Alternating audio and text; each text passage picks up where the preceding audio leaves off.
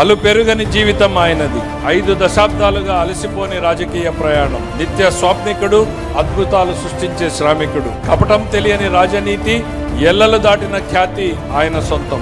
పసుపు సైన్యం ఎప్పుడెప్పుడా అని కోట్లాది మంది తెలుగు ప్రజలు ఎంతో ఉత్కంఠగా ఎదురు చూస్తున్న ఆ మహత్తర క్షణం రానే వచ్చేసింది.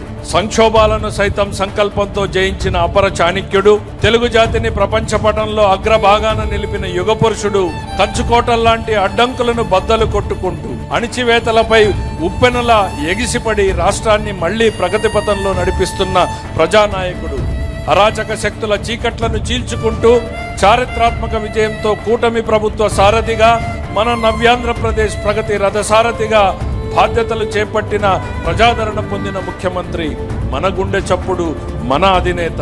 రాష్ట్రం నలుమూలల నుండి స్క్రీన్లపై వీక్షిస్తున్నటువంటి లక్షలాది మంది కార్యకర్తలకు దిశానిర్దేశం చేయడానికి, మనలో సరికొత్త పోరాట స్ఫూర్తిని రగిలించడానికి, తెలుగు జాతి ఆత్మగౌరవ శిఖరం మన ప్రియతమ నాయకులు గౌరవనీయ ముఖ్యమంత్రి వర్యులు శ్రీ నారా చంద్రబాబు నాయుడు గారిని ఈ మహానాడు వేదికపైకి సగర్వంగా ఆహ్వానిస్తూ దిశానిర్దేశం చేయాల్సిందిగా కోరుతున్నాం. We welcome sir.